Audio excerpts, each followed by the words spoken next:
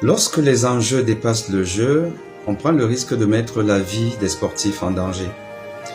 Ceci arrive régulièrement et il y a un cas qui a particulièrement retenu mon attention et l'attention du monde entier. Je voudrais qu'on en discute un peu. Je me rappelle ce matin-là, au petit déjeuner, on demandait où il était, tout le monde se posait des questions parce que en tant que leader, on est tous ensemble, mais s'il n'y a pas une personne, on demande peut-être qu'il ne s'est pas réveillé ou quoi que ce soit, on a dit non. Il a mal à la tête. On le disait un peu malade, un peu souffrant, qu'il ne jouerait pas le match et tout. Bon, les gens étaient un peu perplexes.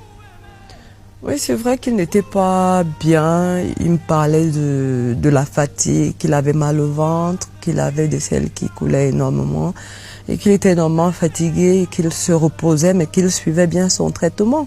On en a parlé un peu. Marc-Vivien Foé était donc malade, il avait la diarrhée qui entraînait la déshydratation. On ne peut pas jouer au football lorsqu'on a la diarrhée car on est déshydraté.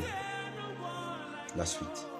Il a des maux de tête, donc vous inquiétez pas, il est en train de se reposer, on va dire quoi.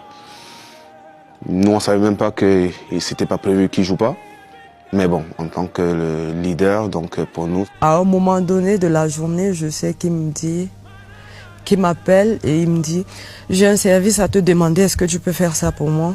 Je lui dis « Oui, dis toujours, ça dépend. Tu vas pas me dire d'aller à Paris et de ne pas venir au match. » Il me dit « Non, c'est pas ça, mais c'est autre chose. » Il me dit « Écoute, je vais pas jouer le match parce que je suis fatiguée et j'ai besoin de me reposer. Alors je vais pas... » En fait, tout le monde était conscient que Marc-Vivien Foé ne devait pas jouer. Lui, il en était conscient, le staff était conscient qu'il ne devait pas jouer, mais il a joué, malheureusement. Et on connaît la suite. Et après, je crois qu'il m'appelle, étant dans le bus, là c'était déjà un peu plus.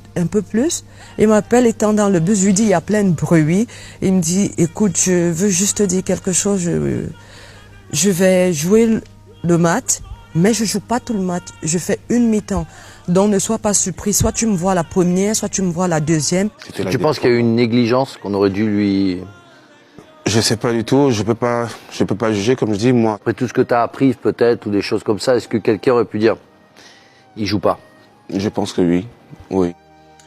Alors cette histoire nous rappelle une autre, celle du footballeur brésilien Ronaldo, dit El Fenomeno, qui, comme vous le savez, en 98, lors de la Coupe du Monde en France, il a fait une crise cardiaque a priori. Il est décédé, non, il n'est pas décédé.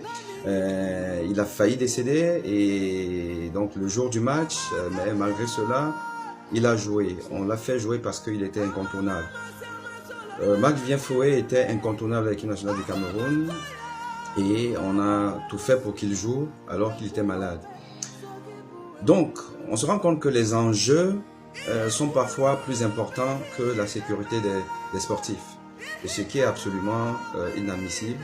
Et il faudrait que le décès de Marc-Vivien Foé, 19 ans après, serve de leçon, conscientise les sportifs eux-mêmes qui doivent être les premiers médecins de leur propre santé.